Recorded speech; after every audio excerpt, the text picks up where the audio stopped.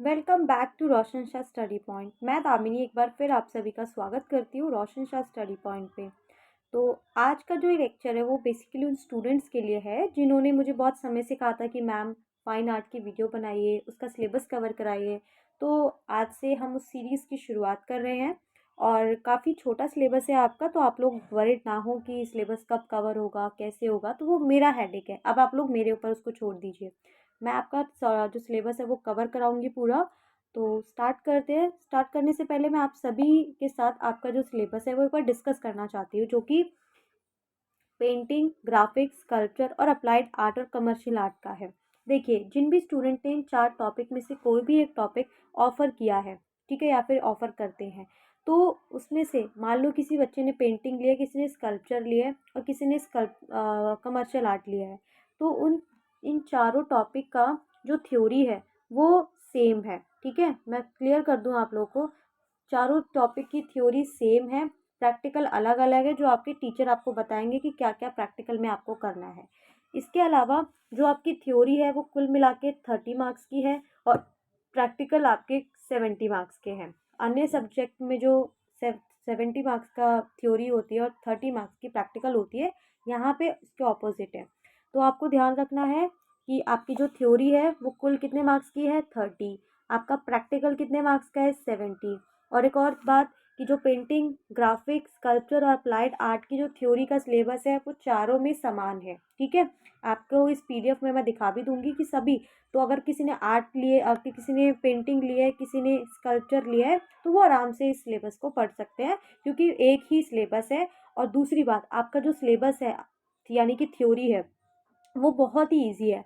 आप लोगों को ये थ्योरी पे आपको ग्रिप बनानी है कि आपकी जो थ्योरी के 30 मार्क्स हैं उसमें से आपको एक भी मार्क्स नहीं कम करना है, क्योंकि वो अगर आप अभी सिलेबस को समझते हैं ना, तो आपका कम से कम 50% जो आपका सिलेबस है वो यहीं पे क्लियर हो जाएगा। ट्रस्ट में, आप बिलीव कीजिए इस बात को, आपको सिलेबस पता चल जाएगा, आपको टिप्स पे याद हो जाएगा, अगर आप लोग बस अगले 10 से 15 मिनट मेरे साथ बने रहते हैं। तो हम सबसे पहले जो अपने यूनिट है उसको समझेंगे और देखेंगे कि कौन कौन से टॉपिक लगे हुए हैं, क्योंकि आपका जो टॉपिक दिया हुआ है, आपको कई बार बच्चों को एक कन्फ्यूज़न रहती है कि जो टॉपिक दिया हुआ है उसको कितने रेंज में पढ़ना है, यानी कि क्या उसको 360 डिग्री एंगल के रेंज पे पढ़ना है या फिर जस्ट एक इंट्रोडक्शन लेके हमें उसे छोड़ देना है। तो वही चीज़ें मैं आपको बता दूं ताकि आपको क्लैरिटी रहे कि आपको क्या पढ़ना है, मुझे क्या पढ़ाना है और एग्ज़ाम में क्या आना है। तीनों चीज़ आपको क्लियर होनी चाहिए, ठीक है? क्योंकि बहुत इंपॉर्टेंट हो जाता है 30 मार्क्स की थ्योरी। और आप समझते हैं, अगर 30 मार्क्स आपके हाथ में है और मान लीजिए आपके 50 प्रैक्टिकल में आ गए, तो 30 + 50 = 80 मार्क्स आपके एक सब्जेक्ट में आ जाएंगे। सोच रहे हैं कितने अच्छे मार्क्स हैं। और अगर तो आप लोगों को बस टेंशन नहीं लेनी है, मेरे साथ बने रहना है। जो भी वीडियोस अपलोड करूँगी आप लोग को टाइमली उनको देखना है, ताकि आप लोग के कॉन्सेप्ट क्लियर हो सके। तो ये हमारा थ्योरी का सिलेबस है जिसका पेपर 2 घंटे का होगा। 30 मार्क्स की थ्योरी है। मैं क्लास 11th की फ़िलहाल अभी डिस्कस कर रही हूँ, तो आप लोग इस चीज़ के लिए अवेयर रहें। ये क्लास 11th का है, 12th का भी मैं डिस्कस करूँगी, ठीक है? तो आपका जो यूनिट नंबर 1 है वो है pre historic rock painting and art of Indus valley.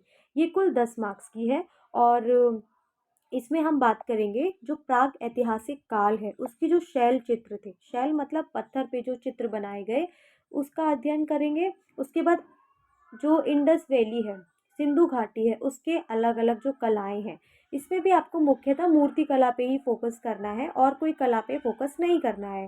तो प्री हिस्टोरिक एक कालखंड माना जाता है जिसमें हम जो मानव ये मानव का शुरुआती दौर था, जब मानव के पास ना तो कोई लिखित दस्तावेज था, कुछ भी नहीं था। तो हम नहीं था और केवल वो पत्थरों पे ही चित्र आदि बनाया करता था। तो बस हमें वही मिले और उनका ही इसमें अध्ययन करना है। इसमें भी एक मेन टॉपिक है आपका भीमबेटिका, बस। फिर बात करेंगे बुद्धिस्ट, जैन और हिंदू आर्ट का। तो बुद्धिस्ट, जैन आप समझते हैं बहुत प्रोमिनेंट मूवमेंट रहे हैं, ठीक है? तो उनका आर्ट पे क्या इम्पैक्ट पड़ा। फिर हिंदू आर्ट को समझेंगे। आज भी आप देखते हैं ना कितनी सारी मूर्तियाँ आपको अलग अलग मिलती हैं अलग अलग इवेंट पे। गणेश चतुर्थी है या फिर दुर्गा पूजा है, तो वो हिंदू आर्ट से संबंधित है। फिर जैन में भी आप देखेंगे कि जैनों में भी मूर्ति कला का विकास हुआ। बुद्ध में तो हम देखते हैं कि शुरू से ही मूर्ति कला रही है। गांधार कला में कितनी सुंदर सुंदर मूर्तियां बनी मिली हैं, तो उनको समझेंगे। ये सभी की सभी जो तीनों यूनिट है वो 10-10 मार्क्स की है। तीनों की जो वेटेज है वो इक्वल है। फिर बात करेंगे टेम्पल स्कल्पचर की। अगर हम आर्ट पढ़ रहे हैं और उसमें टेम्पल के बारे में हमने नहीं पढ़ा तो आर्ट पढ़ने का कोई मतलब ही नहीं हुआ।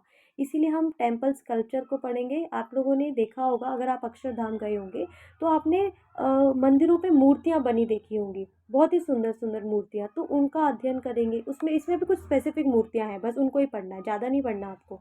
उसके बाद ब्रॉन्ज का, ब्रॉन्ज की तो बहुत सारी, आपने नटराज की मूर्ति देखी होगी, आपने इंटरनेट पे अगर उसको देखा होगा तो आपने देखा होगा किस प्रकार से जो शिव हैं उनको एक नृत्य में और नृत्य की जो कलाएं हैं उसमें प्रस्तुत किया गया है, तो वो बहुत ही सुंदर प्रतिमा आपको देखने को मिलती है। और एक इस्लाम जब भारत में आया तो उसका किसी पे प्रभाव पड़ा है या नहीं पड़ा, लेकिन हम देखते हैं कि एक नया जो वास्तुकला विकसित हुई जिसको आर्किटेक्चर कहते हैं, तो उसमें उसका बहुत विशेषकर प्रभाव देखने को मिलता है। तो हम इसमें बात करेंगे जो इंडो इस्लामिक आर्किटेक्चर है उसके कुछ एस्पेक्ट, कुछ पहलुओं को समझेंगे। तो 10-10 मार्क्स से तीनों यूनिट है। अब एक बार इनके जल्दी से जो टॉपिक है इनके अंतर्गत वो समझ लेते हैं। पहला जो टॉपिक है वो है आपका pre historic rock painting introduction, यानी कि प्राग ऐतिहासिक काल की जो शैल चित्र है उनका परिचय इसमें हम देखेंगे, जिसमें हम उनके पीरियड को समझेंगे कि प्राग ऐतिहासिक काल है क्या। हम बोल रहे हैं प्री हिस्टोरिक, प्रोटो हिस्टोरिक, तो कौन सा कालखंड, मैं यहाँ पे थोड़ा सा आपको बता दूँ तो इस काल, इसका जो टाइम पीरियड है वो है लाखों वर्ष से करीब 10,000 वर्ष, ठीक है। 10,000 वर्ष तक का इस समय का जो पीरियड है उसको बोलते हैं प्री हिस्टोरिक। ये जो सबसे पहले मानव की शुरुआत हुई थी वो पीरियड है ये। तो उसके बाद लोकेशन पढ़ेंगे कहाँ कहाँ पे, जैसे भारत में आप देखेंगे यूपी, ठीक है, एमपी, उसके बाद आप देखेंगे कर्नाटक, फिर आंध्र प्रदेश, इन क्षेत्रों में आपको यहाँ पे चित्र मिले हैं। हो गया खत्म। फिर बात करेंगे भीम बेटिका है, विशेष का जो चित्र मिले हैं जो आप सभी पे बुक्स में देखेंगे, इंटरनेट पे देखेंगे, वो भीम बेटिका के हैं, उनको इसमें समझेंगे। फिर बात करेंगे टॉपिक नंबर 2 है हमारा इंट्रोडक्शन। इसमें हम बात करेंगे कुछ पीरियड और लोकेशंस की, और फिर एक्सटेंशन इन अबाउट 1500 माइल्स। तो इसमें हम हड़प्पा मोहनजोदाड़ो जो है उसका लोकेशन, उसका जो टाइम पीरियड है उसको देखेंगे। रोपर, लोथल, रंगपुर, आलमगीर और जो कालीबंगन है, बनावली है, धोलावीरा है, इनके कुछ जो लोकेशंस हैं इनको समझेंगे। तो ये कुछ इतना नहीं है, बस इसके आपको लोकेशंस को ध्यान में रखना है क्योंकि हड़प्पा सभ्यता से संबंधित है, क्या है, कुछ विशेष है नहीं है, तो मैं आपको जब मैं टॉपिक कवर कराऊंगी तो उसमें साथ साथ मैं आपको बता दूंगी। फिर बात करेंगे यूनिट, जो टॉपिक नंबर 2 है आपका वो है कुछ स्कल्पचर से संबंधित। स्कल्पचर में भी आपके इसमें मुख्यतः सभ्यता, जो हड़प्पा सभ्यता रही है उससे संबंधित ही आपके स्कल्पचर है इसमें, और वो 4-5 स्कल्पचर हैं। जैसे कि स्कल्पचर का मतलब होता है मूर्ति कला, ठीक है। एक है आपकी डांसिंग गर्ल, एक मूर्ति मिली है हड़प्पा सभ्यता से जो डांसिंग गर्ल की मानी गई है। ये ब्रॉन्ज की मूर्ति है, बहुत ही सुंदर मूर्ति है। जिस तरीके की इसकी बनावट बनाई गई है ऐसा लगता है कि बहुत एक्टिव है वो, आप देखेंगे तो आपको भी यकीन होगा कि हाँ, इस तरीके की जो इसमें बातें इसके लिए बोली जा रही हैं वो सच है। उसके बाद एक मेल टॉर्सो मिला है। मेल टॉर्सो यानी कि एक पुरुष है, उसका ना एक अधेड़ शरीर मिला है जो लाइमस्टोन का बना है, रेड लाइमस्टोन का। तो वो बहुत ही अच्छे से बनाया गया है। किस तरीके से आप देखेंगे कि उसको ऐसे बनाया गया है कि उसके बीच में हाथ नहीं है उसके, लेकिन उसमें बीच में गड्ढा किया हुआ है ताकि आसानी से हाथों को फिट किया जा सके, ऐसी मूर्ति है। और ये जो मूर्ति मिली है वो हमें 2500 ईसा पूर्व के बीच की मिली है। उसके बाद हम बात करेंगे एक और मिली है मदर गॉडेस की, ठीक है। मदर गॉडेस का मतलब होता है मातृ देवी। तो हड़प्पा सभ्यता में एक मदर गॉडेस की मूर्ति मिली है जो माना जाता है कि वो देवी थी एक प्रकार की, और ये टेराकोटा की बनी है, ठीक है। टेराकोटा एक प्रकार का मटेरियल होता था, जैसे अलग अलग होते हैं ना, कांस्य, मिट्टी होती है, तांबा होता है, सोना, उसी प्रकार से टेराकोटा भी। तो ये भी 2500 ईसा पूर्व की ही मूर्ति है जो कि नेशनल म्यूजियम में मिल जाएगी। एक सभी का मेरा एक सजेशन है आप सभी के लिए कि जिन बच्चों ने भी आर्ट वाला टॉपिक सिलेबस या जो भी सब्जेक्ट लिया है उन बच्चों को एक बार नेशनल म्यूजियम में विजिट ज़रूर करना चाहिए। बहुत अच्छी जगह है उन बच्चों के लिए ये, जो भी वो पढ़ रहे हैं उससे वो भौतिक रूप से वहाँ परिचित हो पाएंगे, वो समझ पाएंगे कि जो बातें उन मूर्तियों के लिए, जो बातें उन चित्रों के लिए कही जा रही है, क्या वो वास्तविक में सही है या नहीं है। तो ये ज़रूरी हो जाता है बच्चों के लिए। इससे आपकी एक थिंकिंग डेवलप होगी, आप एक अंडरस्टैंडिंग बना पाएंगे जो आपको इस सब्जेक्ट को लंबे समय तक रिटेन रखने में हेल्प करेगी। तो आप लोग जाइए, विजिट कीजिए, कॉमन फ़ी है, आप देखिए वहाँ पे कुछ कुछ नोट डाउन कीजिए जो आप सुन रहे हैं, देख रहे हैं, उसके बारे में क्या वो सच है या नहीं है, ठीक है। तो टॉपिक पे आते हैं। एक और मूर्ति मिली है बुल की, वृषभ की, हड़प्पा सभ्यता से ही, जो कि स्टोन की बनी हुई है और बहुत ही सुंदर मूर्ति है। ऐसा देखने से लगता है कि जिस तरीके से इस पर नक्काशी की गई है, मानो कि एक एक चीज़ को इस पे बनाते हुए ध्यान दिया गया है। तो बस इन टॉपिक्स को हमें यूनिट नंबर 1 में पढ़ना है। मैं रिवाइज़ करा दूँ एक बार हमें प्री हिस्टोरिक रॉक पेंटिंग्स को देखना है, उनका लोकेशन क्या है और पीरियड क्या है। उसमें हमें भीमबेटका को विशेषकर देखना है, उसकी कुछ विशेषताओं का उल्लेख करना है। फिर हम बात करेंगे इंट्रोडक्शन की, जिसमें हमें कुछ हड़प्पा स्थल हैं, जैसे कि बनावली है, कालीबंगन है, धोलावीरा है, रंगपुर है, आलमगीरपुर है, लोथल है और रोपड़ है। इनको समझना है। रोपड़ आप जानती होंगे हरियाणा में है। उसके बाद कुछ मूर्तियाँ हैं और कुछ टेराकोटा की मूर्ति है, जिसमें एक है डांसिंग गर्ल, फिर मेल टॉर्सो, मदर गॉडेस और बुल। हम बात करते हैं यूनिट नंबर 2। यूनिट नंबर 2 है आपकी बुद्धिस्ट, जैन एंड जो आर्ट है। तो जो बुद्धिस्ट, जैन और हिंदू आर्ट है, ये जो आर्ट है इसका टाइम पीरियड आपको दिया गया है 3 सदी ईसा पूर्व से 8 सेंचुरी एनो डोमिनी, ठीक है, यानी कि 8वीं शताब्दी तक। तो आप जानते हैं एक होता है BCE हिस्ट्री में और एक होता है AD एनो डोमिनी। जिसको आप शताब्दी कहते हैं उसे इंग्लिश में एनो डोमिनी कहते हैं, और जिसको आप ईसा पूर्व यानी कि ईसा के जन्म से पूर्व जो कालखंड है उसको बोलते हैं बिफोर क्राइस्ट एरा। तो आपको यूनिट नंबर 2 में क्या पढ़ना है? बुद्धिस्ट, जैन और हिंदू आर्ट। इसमें आपको सबसे पहले general introduction to art during Mauryan, Shunga, Kushan and Gupta period. तो गुप्ता पीरियड, कुषाण, शुंग और मौर्य काल की जो कला है उसका आपको सामान्य परिचय रखना है कि क्या क्या आर्ट विकसित हुई। जस्ट बस आपको देखना है कि अच्छा मूर्ति कला विकसित हुई, अच्छा चित्रकला विकसित हुई, बस इनका आपको ध्यान रखना है। क्योंकि गुप्त पीरियड तो आप जानते हैं कितना प्रमुख, भारत में एक बहुत एक प्रमुख कालखंड रहा है, जिस समय में हम कहते हैं कि भारत सोने की चिड़िया था, तो वो गुप्त पीरियड में था। फिर हम कुछ अलग मूर्तियां हैं, मतलब कुछ विशेष मूर्तियों का उल्लेख करेंगे इसी टाइम की, जिसमें एक है लाइन कैपिटल। लाइन कैपिटल का मतलब एक शीर्ष जो एक शीर्ष स्तंभ जैसी मूर्ति मिली है, और ये सारनाथ से मिली है, ठीक है। और ये करीब करीब 3rd सेंचुरी BCE की है, यानी कि अशोक के टाइम की पीरियड की है। तो ये अशोकान पीरियड की है। उसके बाद फिर हम बात करेंगे, ये वर्तमान में जो यूपी का म्यूजियम है सारनाथ, वहाँ पे स्थित है। फिर एक और मूर्ति मिली है यक्षिणी की, बहुत ही खूबसूरत मूर्ति। अगर आप लोग इंटरनेट पे इसको सर्च करें और आप इसकी मूर्ति कला को देखें तो आप लोग भी आश्चर्यचकित हो जाएंगे कि उस समय इस उत्कृष्ट मूर्ति कला को किसने बनाया होगा। बहुत ही सुंदर मूर्ति है, आप जरूर इसको इंटरनेट करके देखें। तो ये भी मौर्यन पीरियड की है, बहुत ही खूबसूरत है। मतलब मैंने तो जब देखा था ना, मुझे बिलीव ही नहीं हो रहा था कि इतनी सुंदर मूर्ति भी हो सकती है, बहुत ही। उसके बाद ये 3rd सेंचुरी BCE की है, ठीक है, अशोक के समय की है। तो ये 2 मूर्ति किसकी हैं? अशोक के टाइम की। फिर एक है सीटेड बुद्धा, यानी कि बुद्ध जो है वो उनकी बैठी हुई मूर्ति मिली है, और ये हमें मिली है कटरा मॉन्ड से, ठीक है। ये कुषाण पीरियड की है, जो कि करीब 3rd सेंचुरी एनो डोमिनी में बनाई गई, यानी कि 3री शताब्दी ईस्वी में। उसके बाद बात करते हैं, एक और मूर्ति मिली है जो जैन तीर्थंकर की है। जैन तीर्थंकर की मूर्ति है ये, और ये गुप्ता पीरियड की है, जिसको स्टोन से बनाया गया, और ये 5वीं शताब्दी की है। ये यूपी में स्थित है।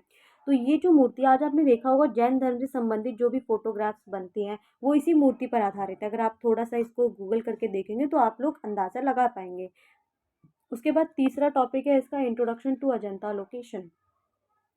अगर हम चित्रकला की बात कर रहे हैं, अगर हम पेंटिंग्स की बात कर रहे हैं, और अगर हमने अजंता को छोड़ दिया तो मतलब हमने पेंटिंग्स को पढ़ा ही नहीं है, ऐसा माना जाता है। क्योंकि आप लोग अगर अजंता की पेंटिंग्स को देखेंगे तो आप लोग इस बात का अंदाज़ा लगा पाएंगे कि वाकई में अजंता की जो पेंटिंग्स हैं वो कितनी बहुत ही सुंदर है।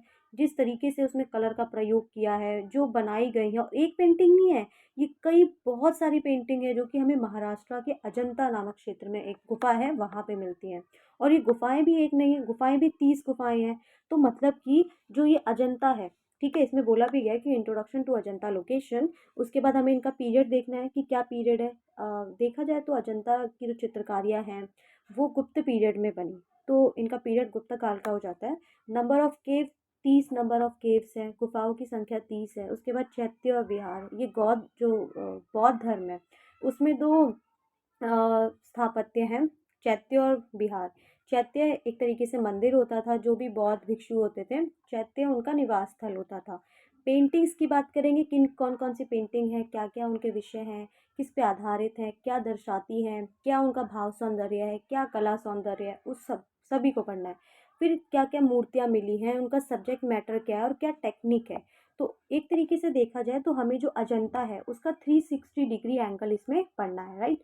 तो इसको हम समझेंगे इसमें। एक बार आप सभी ना इसको गूगल करके भी देख लें, ताकि जब मैं आपको पढ़ाऊँ तो आप लोगों को ना मज़ा आए कि हाँ, इस तरीके से हमने देखा हुआ है, और आपके दिमाग में वो एक इमेज क्रिएट हो जब मैं इसके बारे में आपको बताऊँगी। हालाँकि मैं फ़ोटोज़ भी लेके आऊँगी, सो डोंट वरी, उसके माध्यम से मैं आपको समझाऊँगी। तो मैं एक बार जल्दी से टॉपिक रिपीट कर दूँ। बुद्धिस्ट में हम सबसे पहले गुप्ता, कुषाण और शुंग और मौर्य मैंने पीछे से लिया है, उनके हम इसमें जो आर्ट विकसित हुई उसका एक सामान्य परिचय देखेंगे।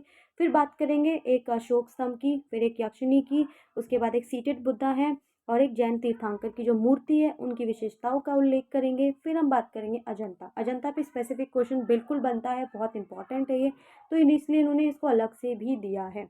फिर हम बात करेंगे अपने जो यूनिट नंबर 3 है। यूनिट नंबर 3 भी आप जानते हैं कि 10 मार्क्स की है। इसमें भी आपको जो टेम्पल स्कल्पचर है, ब्रॉन्ज है, और जो इंडो इस्लामिक आर्किटेक्चर है उसको समझना है। इसमें जो टेम्पल स्कल्पचर है उसमें 6 शताब्दी से लेकर 13वीं शताब्दी तक के स्कल्पचर को देखना है। टेम्पल स्कल्पचर का मतलब होता है कि जो टेम्पल्स में मूर्तियाँ बनी गई हैं। आपने देखा होगा, आप अक्षरधाम गए होंगे, आप कुछ लोग मध्य प्रदेश से होंगे तो वो खजुराहो गए होंगे, उन्होंने देखा होगा वहाँ पे कितनी सुंदर सुंदर मूर्तियाँ बनाई गई हैं, उनको बोलते हैं टेम्पल स्कल्पचर। तो इसमें कुछ विशेषकर दी गई हैं जिसका आपको बस उनका ही उल्लेख करना है, इसके अलावा और कोई आपको अपने अलावा, मतलब इनके अलावा आपको नहीं जोड़ना है।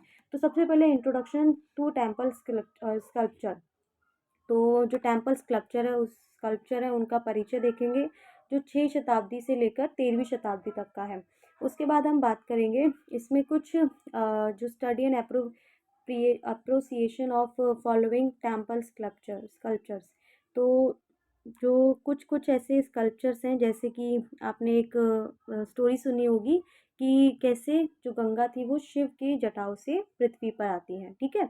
तो वो जो स्टोरी है, अगर आपको वो स्टोरी का रेफरेंस समझना है कि कहाँ से वो आई है, तो वो एक मूर्ति मिली है हमें तमिलनाडु से, जो पल्लवों के समय की है। और इस मूर्ति में ही दिखाया गया कि ऐसा माना, जो बहुत सारे विद्वानों ने यही अनुमान लगाया कि इस मूर्ति में दिखाया गया है कि जो गंगा है वो कैसे स्वर्ग से पृथ्वी पर आती है। तो वो जो है ये डेकेंट ऑफ गंगा का मतलब है कि गंगा का अवतरण, तो उस मूर्ति में उसको दर्शाया गया है, ठीक है। उसको समझेंगे। और ये ग्रेनाइट रॉक पे बनी हुई है, जो कि करीब 7वीं शताब्दी की है। फिर एक त्रिमूर्ति है। आपने ब्रह्मा विष्णु महेश का नाम सुना होगा, एक तो गॉड ही माने जाते हैं, मतलब हैं।